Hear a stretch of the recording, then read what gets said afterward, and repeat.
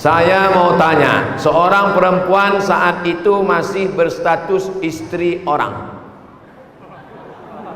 Perempuan statusnya istri orang.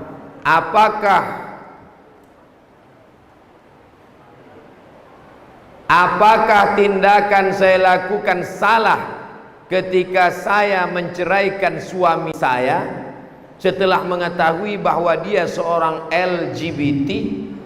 Karena terhitung selama menikah dia tak pernah memberikan nafkah zahir dan batin berupa gaji, baik lahir maupun batin berupa gaji kepada saya.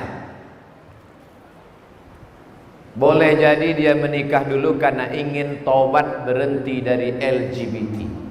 Maka ketika langsung kau gugat dia pengadilan, dia bukannya malah sehat, makin dahsyat homonya. Karena dia sudah putus asa.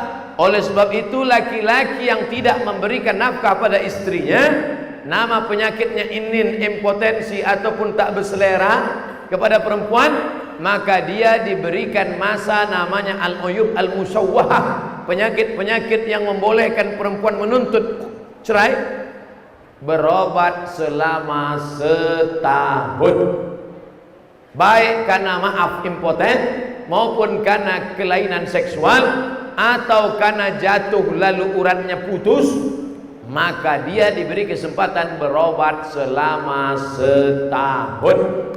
Bawa ke ustadz-ustadz supaya diruqyah. Masa homo obatnya ruqyah?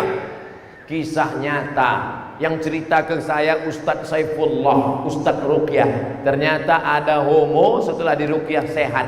Rupanya yang mengganggu dia selama ini setan LGBT. Iya, jadi setan ini rupanya juga ada yang homo dan lesbi. Oleh sebab itu maka pengobatan alternatif dengan cara ruqyah, bukan dukun, bukan minta pada jin, mohon barakah daripada habaib para kiai supaya didoakan.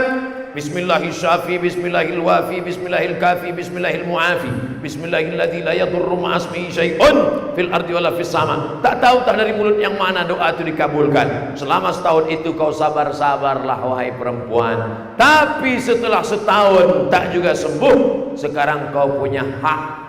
Kalau laki-laki menceraikan namanya tolak. Kalau perempuan menggugat namanya khulu. Kalau hakim yang memisah namanya fasah. Sekarang dia tidak menggugat, tapi engkau yang menggugat. Saat itu kau tulis pengaduan ke hakim, ini tidak bisa memenuhi kewajiban. Tapi rupanya selama setahun itu tumbuh bunga-bunga kasih sayang dalam hatimu. Akhirnya kau tambah masa untuk mengobatkan dia. Maka ini baik. Andai sudah setahun tidak juga ada kesembuhan dan engkau mengadu ke hakim, maka pun juga tidak berdosa karena sudah dibenarkan oleh hukum syariat Islam. Jangan merasa berdosa pada perbuatan yang bukan dosa. Jangan merasa beramal pada perbuatan yang engkau belum beramal. Karena merasa berdosa pada perbuatan yang bukan dosa, merasa beramal pada perbuatan yang bukan amal, itu adalah kerja setan.